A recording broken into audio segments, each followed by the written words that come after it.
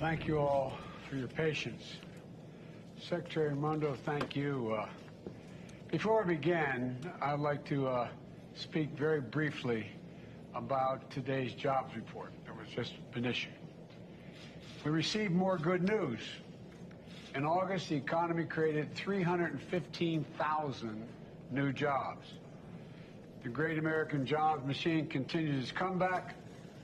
American workers are back to work, earning more, manufacturing more, building an economy from the bottom up and the middle out. But with today's news, we have now created nearly 10 million new jobs since I took office. Nearly 10 million jobs, the fastest growth in all of American history. In August, we also saw that the share of Americans who are working on our economy went up. Economists call that labor force participation rate. Working age women are now, for the first time, back at work at rates not seen since before the pandemic. Wages are up. Unemployment remains near a 50-year low. And yesterday, we got data that showed that manufacturing orders were up, but cost increases in supply chain items were beginning to ease. The week before that, we got data showing the price increase may be beginning to ease as well. The bottom line is jobs are up, wages are up, people are back to work, and we're seeing some signs that inflation maybe, I'm not overpromising, may be beginning to ease. Couple that with the fact that gas prices have now fallen 80 straight days, the fastest decline in over a decade. And the price at the pump is now $1.20 a gallon less than it was the beginning of the summer. America has some really good news going into Labor Day weekend. But we're also seeing something else critical to the backbone of the American economy. Manufacturing. Manufacturing is roaring back. Since I took office, the economy has created 668,000 manufacturing jobs, the strongest manufacturing recovery since the 1950s. And just last week, we've seen major American companies from First Solar to Corning to Micron announce plans to invest tens of billions, that's not a misstatement, tens of billions of dollars expanding manufacturing in America. We've seen major global companies like Toyota and Honda announce that they're choosing America to invest and build. None of this is happening by accident. These investments and this recovery are a direct result of my economic plan. Some people gave up on American manufacturing. Not me, not the Secretary, not the American people. Make it in America is no longer just a slogan. It's a reality in my administration. I'm committed to building an economy from the bottom up and the middle out. You've heard me say that 1,000 times. But that's what's happening. And that's what we're here to talk about today.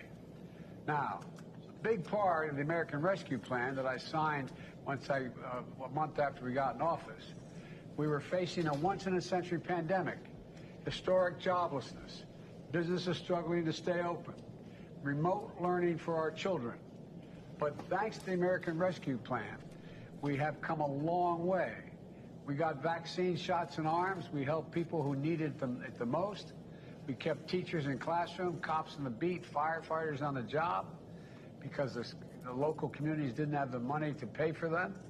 And as a result, COVID no longer controls our lives. More Americans are working than ever. Businesses are growing. Schools are open.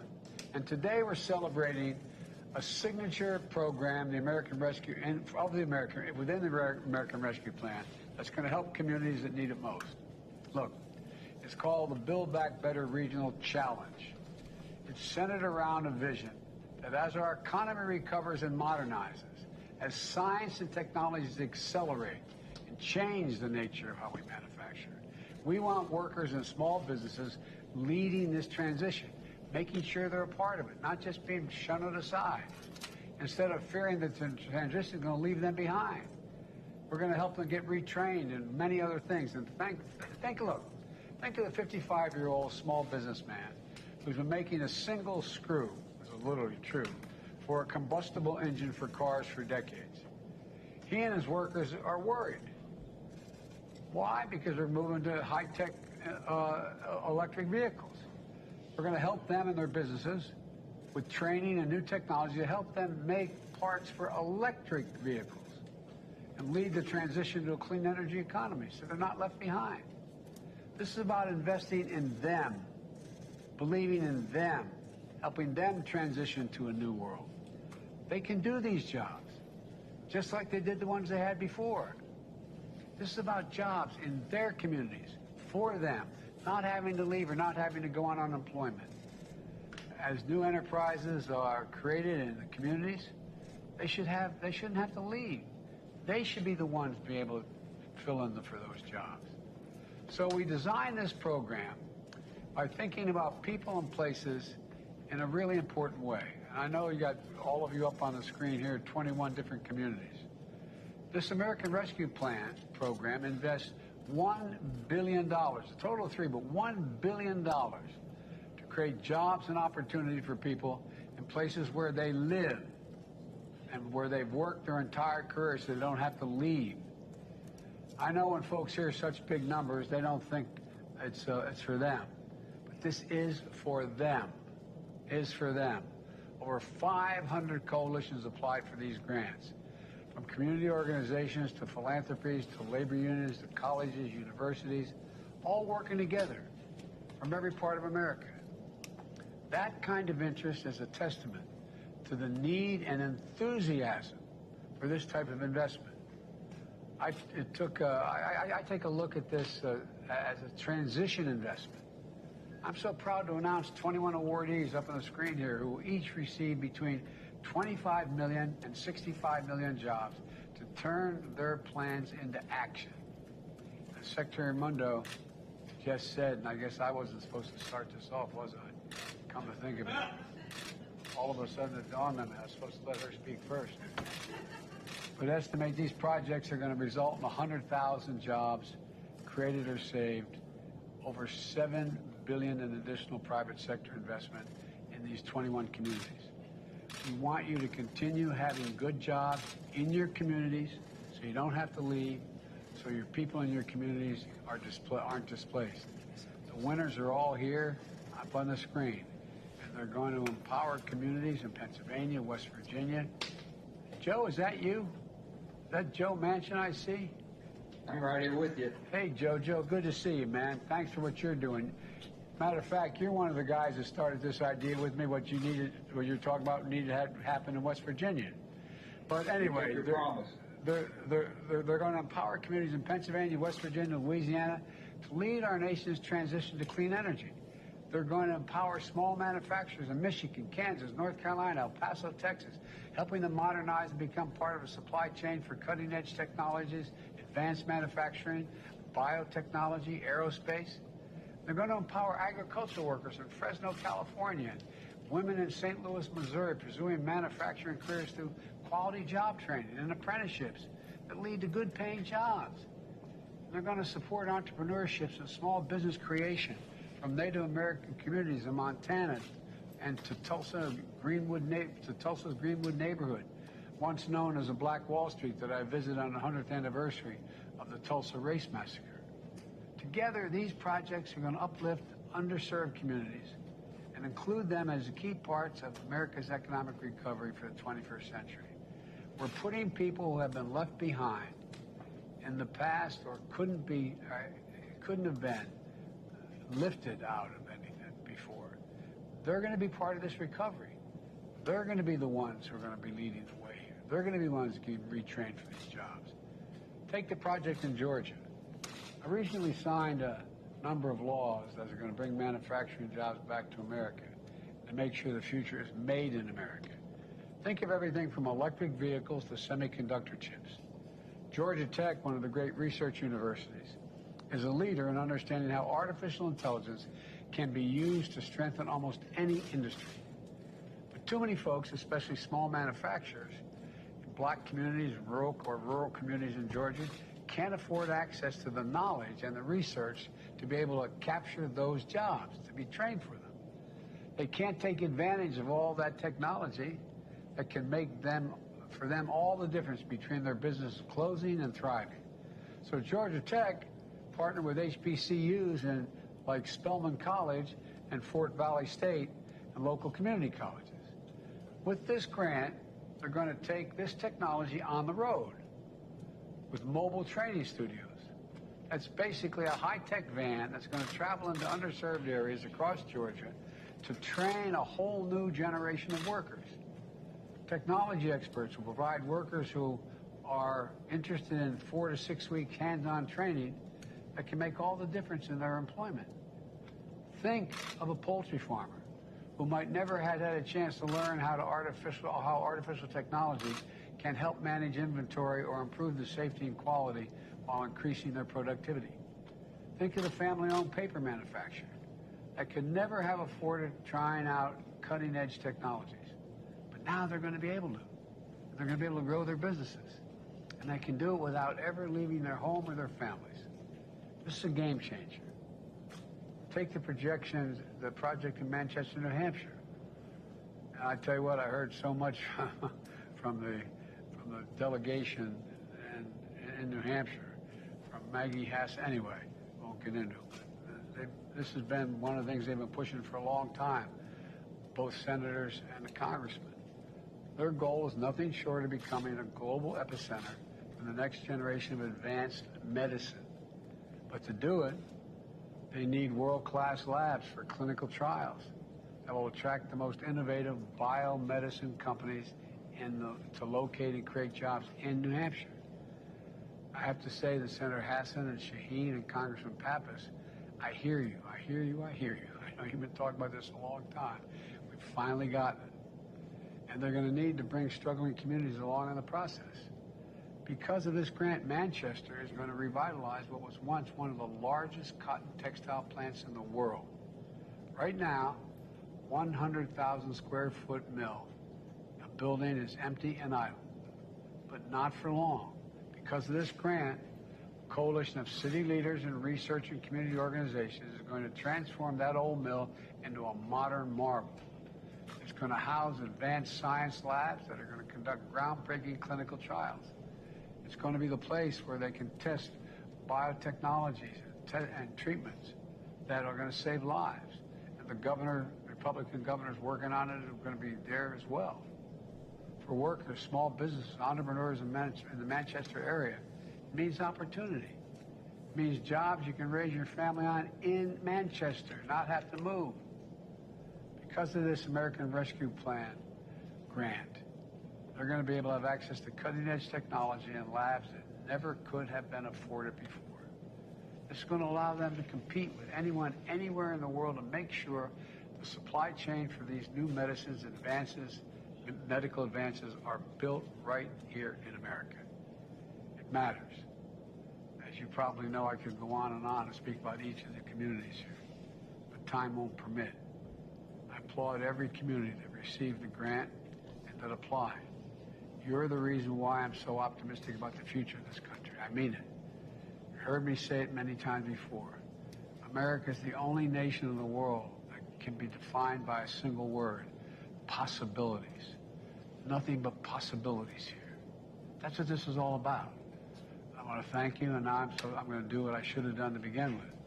Turn it over to the Secretary to begin this, but we've already gone by it. So, Madam Secretary, the floor is yours.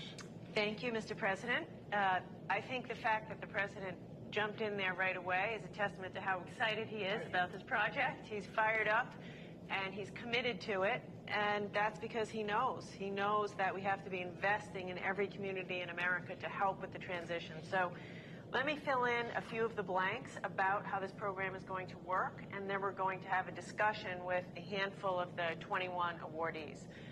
First of all, congratulations.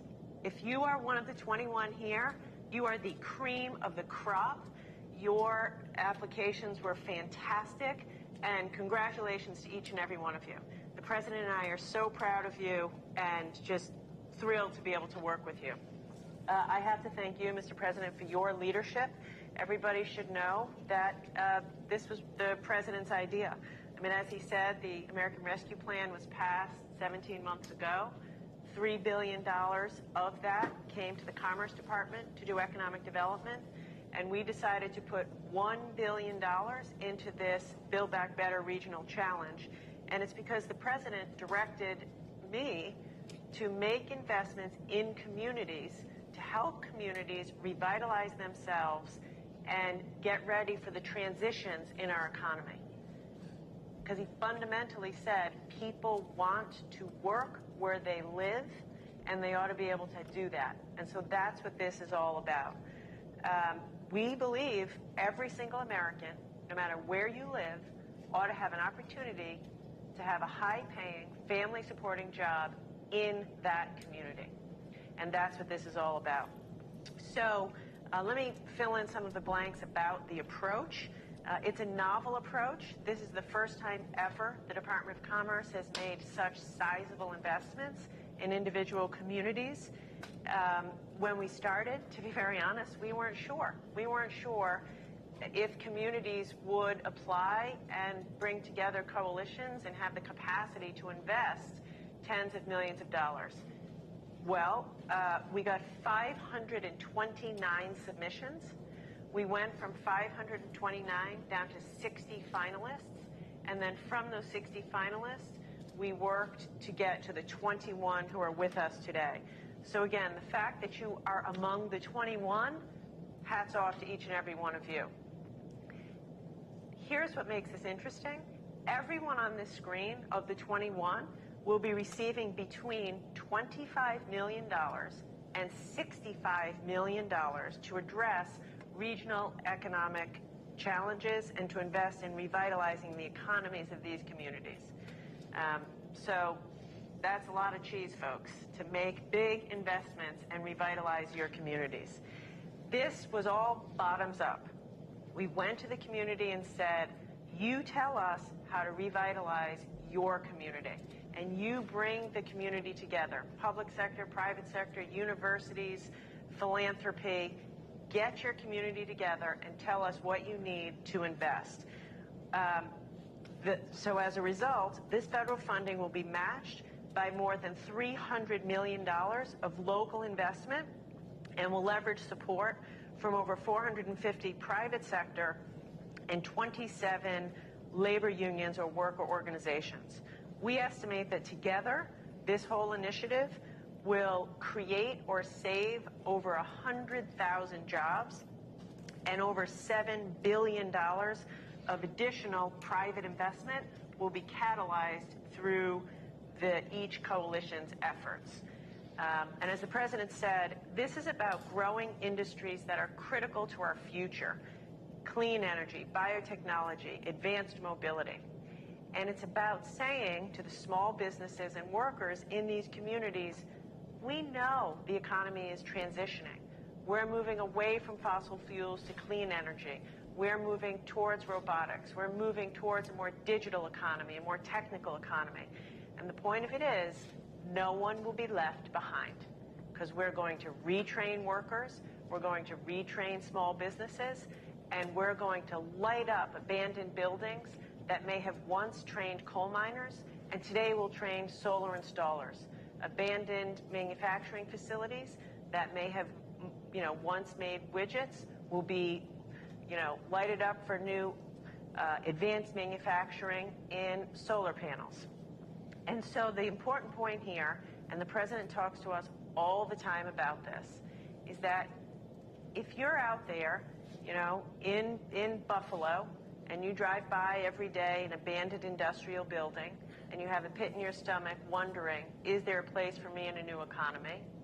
Or if you are someone who's worked for 30 years in one of the big 3 auto companies, and you only know how to work on a traditional auto car, and you're worried, do you have the skills to transition to an electric vehicle economy? What we're saying to you is yes. Yes, because we're going to retrain you, we're going to retrofit small businesses, we're going to do solar installations at an industrial scale over abandoned coal mines, and we're going to make sure that as we transition, everyone's included and trained, and these small businesses are able to do this. I'll just end with a personal story, which I told to the President. When we were designing this program, I had my father in mind. My father, once upon a time, Rhode Island, where I'm from, was the jewelry manufacturing capital of the world. Everywhere you looked, jewelry manufacturing. Low skill, but it was a good job. My dad had one of those jobs, a Bulova watch, until he was 56 years old, and his job and all the other jobs went to China. And he would so often say to us, Gina, we were just left behind. We weren't retrained. He wanted to work. He could work. And he said, our leaders left us behind. So what this is about is President Biden is committed to folks who have that anxiety, who've worked in O-line manufacturing, who've worked in the coal industry, who've worked in, traditional combustion engine vehicles, and they're feeling anxious, and we're saying, we are going to be there for you to make sure you're not left behind or left out, and we're going to make investments in your community so you can work in the community where you and your family live. So we're excited, and quite honestly, I'm just very lucky that I get to work for a boss who gets this, because he gets it. And every time we brief him, he says, Secretary, don't tell me how much money we're spending. Tell me, what are we doing for the people of America? And that's why this is so exciting. So with that, we want to hear from you. Now, as the President said, if we had the time, we'd like to hear from every single one of you, because every one of you has put together a phenomenal application, but we don't have the time. So we're just going to hear from a couple of you and hope to have a free-flowing discussion. And I want to begin by calling on the Detroit Regional Partnership Foundation. Congratulations. You all are receiving $52.2 million, which is incredible. We'd like to hear from you, and I'd like to call on Maureen. Just tell us a little bit about how are you going to invest the $52 million? What are the projects you're doing, and what does this mean for the small businesses in the supply chain in Detroit's auto manufacturing industry? Good morning. Thank you, Madam Secretary, and good morning, Mr. President. We are thrilled to join you here today from Detroit, the global epicenter of mobility. I want to introduce two of our partners who are with me today. Quentin Messer Jr., who is the CEO of the Michigan Economic Development Corporation, Ned Stabler, who is the CEO of Techtown Detroit. In addition, we have a large group of over 140 partners who are joining us virtually and who work together for this successful application. We're honored that the EDA has recognized that the Detroit region is leading the transformation from internal combustion engine to electric vehicle. The Global Epicenter of Mobility, or GEM, is Detroit's answer to the Build Back Better regional challenge. Through an inclusive and equitable lens, GEM will help the Detroit region redefine every aspect of mobility, from the cutting-edge technology that moves people and goods to creating new quality jobs and readying new sites for business. We are building an inclusive, prosperous 21st century with your help. GEM's vision is to accelerate economic growth by building on the region's unrivaled mobility assets. It will create a smart, secure, sustainable, and inclusive advanced mobility industry, starting with the transition to next-generation electric, autonomous, and fully connected vehicles. This grant will fund 6 unique projects that will help the region and country maintain its global automotive leadership. GEM will support workers, startup businesses, and small to medium-sized companies as they adapt to new high-tech advanced mobility industry. Led by one of the most diverse regions in the United States, GEM offers the opportunity to create a national model for equitable economic growth. We are ready to help secure the nation's advanced mobility leadership for generations to come. Thank you again. We welcome any questions, and we also want to invite you, Mr. President and Madam Secretary, in 2 weeks to join us in Detroit at the North American International Auto Show, where we can show you in person how we are leading the way. I'll be there. Awesome. I'm a car guy, Yeah. as you kind of noticed. Hey, look, I drive the cabinet crazy and my staff crazy by asking them to give concrete examples that if you walked up to somebody in a corner and said it, they could completely understand it. One of the things that this is pure Biden, I believe, and I've been saying for some time, that the next 10 to 15 years, more is going to change in terms of technology and innovation than has happened in the last 75 years. I mean that sincerely. Things are going to change so rapidly. That's good if we're going to compete in the world, but also it's scary as hell for somebody who, like we were talking on the way over to this building about how there's hundreds of small companies supplying small parts to internal combustion engines. And you were giving me the example, Madam Secretary, of a bolt one company provides. That is not going to be useful in an electric vehicle.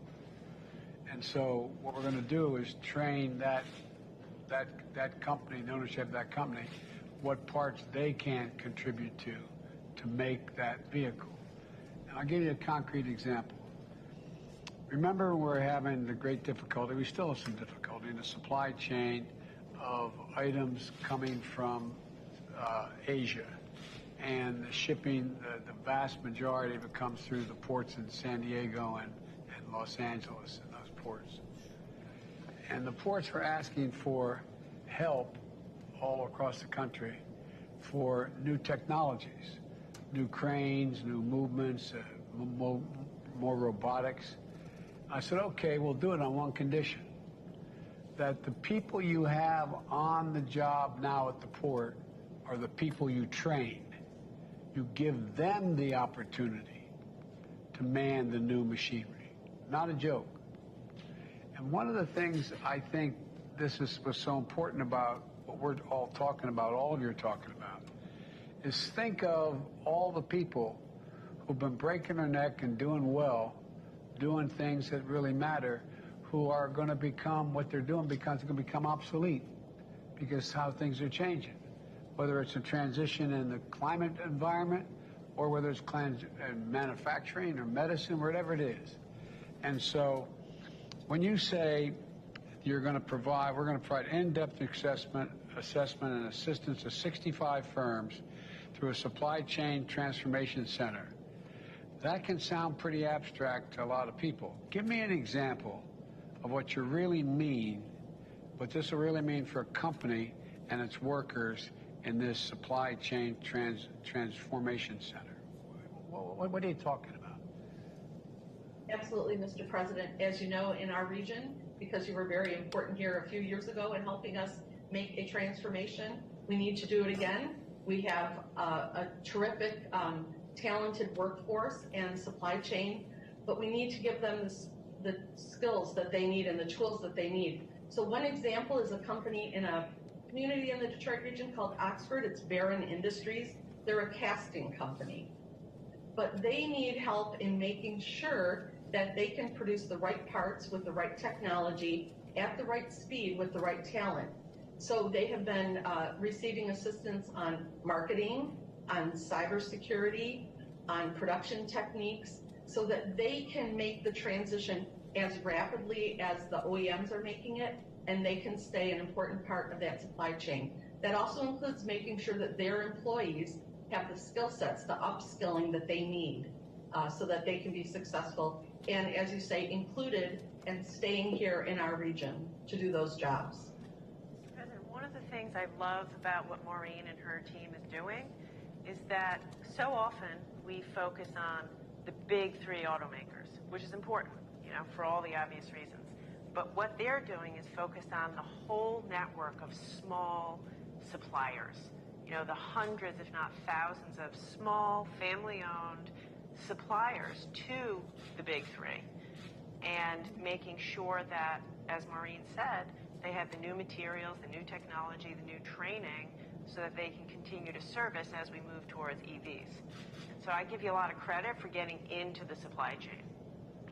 Last thing I'll say, I can talk about this for a long time, but going through two of the major American automobile plants for a long time, for an extended period of time, there was a lot of concern by the UAW about robotics. and how that was going to displace workers, when in fact, being able to teach those folks how to use those robots and increase productivity and doesn't displace them is what's really happening. And so it's all about, you can maintain the workforce, you can increase the productivity, remain competitive internationally, and still get a lot done. But at any rate, I maybe as my grandfather used to say, with the grace of God, the goodwill of the neighbors, I'll see you at the auto show. We welcome you, absolutely. So the mention of robotics is a perfect segue. I'd love to turn it over to Stephanie from the Southwestern Pennsylvania New Economy Coalition. You all will be receiving $62.7 million. I'd love to hear Stephanie talk a little bit more about that. To put this in perspective and to pick up on the point you just made, Mr. President, about robotics, Carnegie Mellon University in Pittsburgh is, we all know, a world leader in robotics, and a lot of jobs have been created right around CMU. But if you're living in a coal community or a rural community outside of Pittsburgh, you might wonder, how do I fit in? How do I get a job, with robotics? And So the county executive, that's what you do. exactly. That's why he's part of it. So that's what these guys are doing. So we'll turn it over to Stephanie and the team, and maybe tell us a little bit about what you're doing. Sure. Thank you, Madam Secretary. And yes, Mr. President, I am joined today by several of your friends, the County Executive, Rich Fitzgerald, President of Carnegie Mellon University, Farnham Jahanian, and my colleague and the Chief Equity Officer on the project, Majestic Lane. And what I want to start off by saying is thank you for your vision, and thank you very much, Madam Secretary, to your incredible team and for you in making that a reality. What we have loved in some ways most about this project is that we get to do what we do best in Pittsburgh, which is collaborate and bring together what we had 200 partners, which is we call the special sauce in Pittsburgh, to make words into action to deliver on your vision.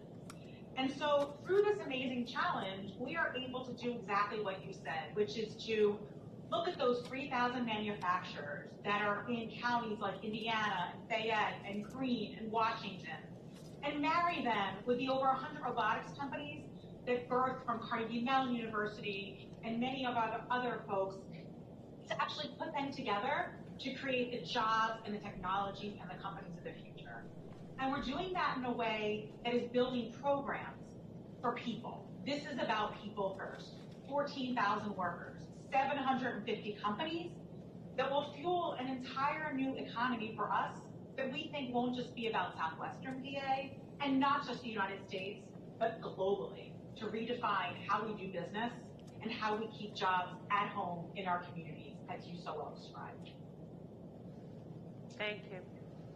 One of the things I love about this is a lot of people, when they hear robotics or they hear autonomous technologies, they hear, I'm about to lose my job. And so what Stephanie and the team are doing is saying quite the opposite.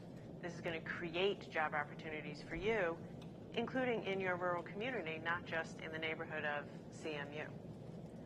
Yeah, I so appreciate that question, Madam Secretary, because as you can imagine, as the birthplace and the leader in robotics, this is a question we tackle and think about extensively. And I can start by telling you the data, which is we know that for every one job that may be displaced with robotics technology in a company, it's creating at least 1.5 and sometimes more. But what's even more important, and that we understand, is for the companies that are actually growing and scaling in our midst, those 100 companies I talked about, many of them have upwards of 1,000 employees right now. And those are middle-skill jobs. Those are jobs where people are tinkering and building sensors and using the skills that you described, like your father had. And that's exactly what we're trying to do here today. And we're doing it across industries like energy, like agriculture, like healthcare. This is an incredible broad-based opportunity. And what we even know more is when we talk to those workers, they are more fulfilled. They are actually enjoying their ability to use their creative skills to customize sensors, to repair robots, to work in partnership with entrepreneurs in creating those actual technologies. It's a more fulfilling job. It's a higher wage job. It keeps them in communities, and it actually allows them to have family-sustaining jobs where they were born and where they want to stay. Mr. President, at Carnegie Mellon, I had the honor of you showing me around Carnegie Mellon. It's a great university for real. I'm not being solicitous. Are you working with smaller outfits like the community colleges in the region? And talk to me about the sort of coordination between a great national university like yours and a community college in a community. First of all, Mr. President, thank you very much for your leadership. It's good to be with you. There are two aspects of it that I want to highlight. On one hand, what we're trying to do is to bring robotics and automation to small and medium-sized enterprises. As you alluded to, the digital transformation is taking place, and it's really having a ripple effect across so many sectors of our economy. So we're bringing those technologies and know-how to agriculture, to construction, to energy, to healthcare, to manufacturing, mining, and transportation. So that element, bringing those skills and technologies to small and medium enterprises to make them more competitive is extremely important. It's extremely important for the nation because we live in a global world. So that's one element of it. The second element of it that you alluded to has to do with upskilling and reskilling the workforce. And in this case, we're working with community colleges, we're working on curriculum development, we're working on various ways that we can bring along the workers and retrain them and upskill them to be ready for these new jobs that are going to be created. It's extremely important to recognize that as we adapt these new technologies in small and medium enterprises, we have a workforce that's going to be ready to take those jobs. So the coordination with community colleges, with labor unions, especially in our core urban areas, and as Madam Secretary alluded to, in 11 counties that surround us is part of our mission and what we're committed to. Thank you again for the opportunity. Well, let me ask you, how's this going to play out on the political scene?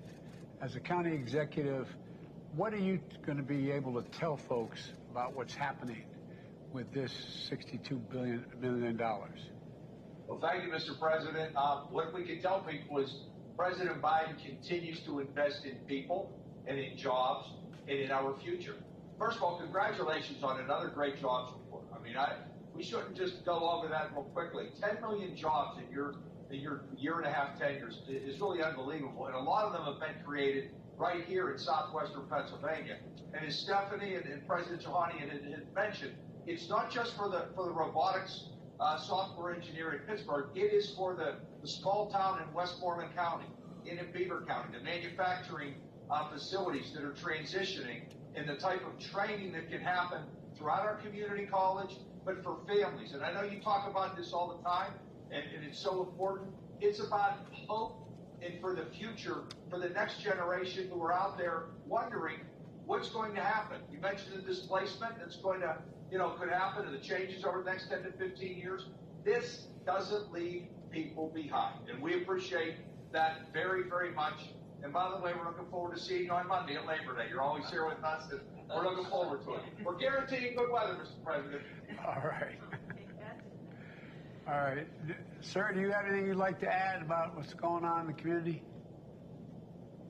Well, sure. I think what's important about this is, as you spoke to, Mr. President, often people think that robotics and AI are leaving people behind. But we're being really intentional, both demographically within our communities, people of color and women, and also in our rural communities about how do we connect people to inclusive career pathways, but also actually connecting them to business development opportunities in the robotics and AI industry, which traditionally they may not have had access to. So what we're really doing is being intentional about figuring out how do we make these connections and really making this an economy for all. So thank you, Mr. President. Well, one of the things, if I may, having been a significant consumer of health care and having family members who needed serious health care, one of the things that I think in the healthcare side, most docs will tell you that when people get a diagnosis that is very dire, they need really a navigator. They need someone to help them know when to go to what appointment, what the appointments are for, how to, just explain what's going on.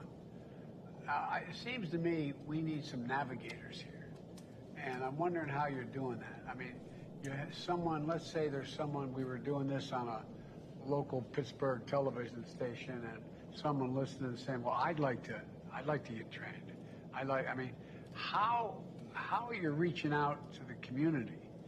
And do we have essentially, whatever they want to call them, navigators? Say, look, here's the way you can get into this. This is what you do. Or people going into those small businesses that are going to be eventually displaced because the technology is going to be surpassed, and say, this is what you, I mean, is there thought about that? Absolutely, Mr. President. Thank you for that question. And that really is the spirit of, as I was talking about earlier, our project and the way our partners are coming together. So we have 5 projects that are woven together, each with incredible organizations that know how to actually be on the ground. Most of our money is actually going out to neighborhoods and communities, so they can actually use the organizations that know their people, that know where the businesses are, that know where those individuals are that have to get into the jobs, where those people are that are ready for entrepreneurial opportunities. So for example, it starts with our manufacturing extension partnership. They know where those manufacturers are, and they understand their readiness to adopt technologies. They will come together in a manufacturing hub with entrepreneurs who can help de-risk the prototyping and creation of products that can actually be deployed. We also have our lead accelerator entity in the region that's creating a new model of startup factory with anchor maker spaces throughout the communities where we can identify opportunities to create new technologies that will be deployed into those companies. And taken all together, our workforce ecosystem, as Dr. Janey described, will actually be connected by a web of workforce boards and other community organizations, including labor unions and other, at the neighborhood level, who can then bring those curriculum partnerships, the workers to the table for those jobs. So we're really relying on, as I said, 200 entities and partners who know how to navigate and know where the businesses are, know where the people are, to make sure we have a marriage and an alignment that can propel this opportunity. One of the things I've raised, and I've not raised with the Secretary, but I've raised with you guys and everyone who's part of this grant effort, I think it's useful. Think about it. 25 years ago, 30 years ago, almost every high school had shop classes where you learned how to work with your hands, where you learned you could go and take carpentry or automobile, and you know, just to get a sense. I really think we should be talking, and I don't have a program, so but I think we should be talking about a little bit about how we let high school students know how things are changing and what may be available down the road. And I know we're supposed to, I know I'm taking this longer than I should, but a guy who's been talking about transition for a long time with me has been Joe Manchin. He lives, breathes, and eats West Virginia. But Joe, how's this going to help, if it is, the West Virginia, the transition to a strengthened, not totally new, but a new economy? Yeah. Well, Mr. President, you and I have spoken many times about this when you first came into office, even when you was running at that time, about how West Virginians felt they were left behind. My wonderful state and all the great workers and the people in my state that worked hard and they're very proud, they've done the heavy lifting for years and years and years. And basically they never complained. And as things started changing and transitioning, there was nothing left for them. 21 of our most affected counties are in southern West Virginia. This is based around that, and it's pumping into an area which is, we call it the Appalachian Climate Technology, or the ACT Now Coalition, which is led by Brandon Dennis, and Brandon's here with us, and he's done a tremendous job with his team and the Coalfield Development Corporation. It's basically reinventing, not just reinventing, but basically being able to meet the needs of the public as we transition and making sure that we can provide the services. That's what they've been doing for quite some time, and this this announcement here and this rescue plan, the American Rescue Plan, continues to play benefits for West Virginia. But you know, also your co-chair of Appalachian Regional Commission, Gail Manchin, who I know very well, is very, very proud that Appalachia has gotten so much consideration and assistance. And you're the first person, Mr. President, and with your most capable secretary and our dear friend Gina Raimondo, directing it to the people that need it the most. I think that's what we're here to say is thank you. These 21 counties have eight regional projects. I have with us here on the panel, I have my dear friend Amy Goodwin, chairman, she's a mayor of Charleston. I have Steve Williams, fellow colleague of mine, and he is mayor of Huntington, our two largest cities. And we have with us also Stephanie Tyree, and she's the West Virginia Hub Director that works directly with these projects. They can explain in detail what this is going to allow us to do. And we've gotten this $62.8 million, one of the top awards, and we're so proud of that.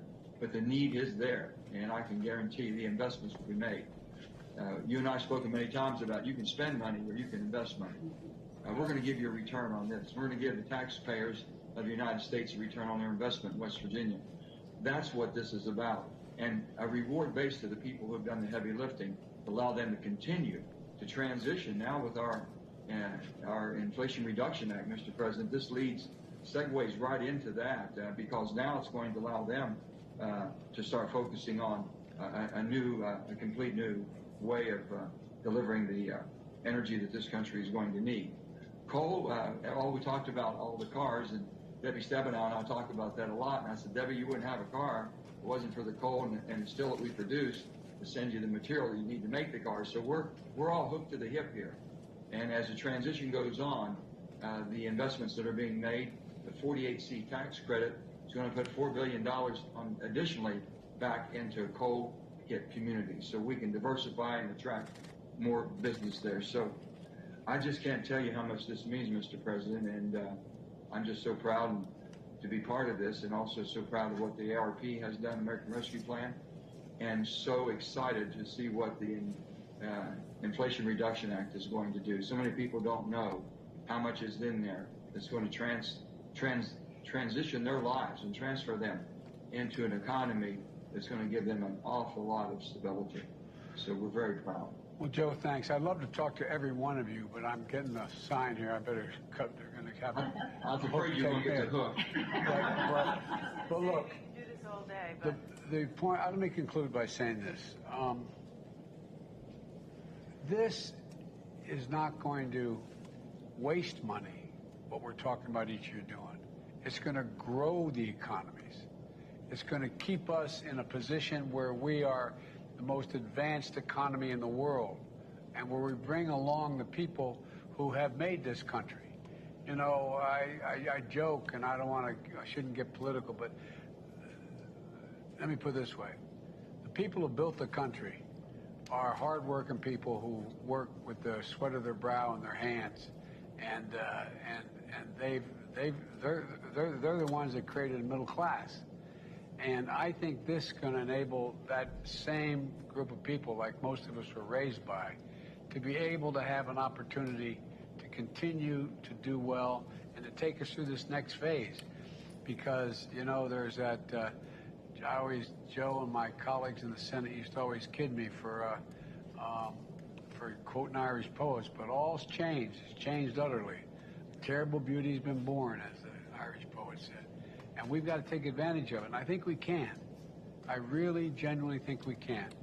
And I look forward to meeting all of you at some point along the way, and we're going to continue to keep this moving because there's $3 billion total in this, and it's going to grow the economy. Everybody's better off. When you grow the economy, everybody from the local drugstore to the local supermarket to the local church, everything grows. And that's what this is about. Anyway, thank you all. Thank you. If I can say one thing to you, Mr. President. Yes. Thank you for not forgetting and not leaving anybody behind. I can't tell you how much this means to our hardworking people in West Virginia. And they are truly appreciative, and the families are to be able to stay where they love and their heritage and their roots are.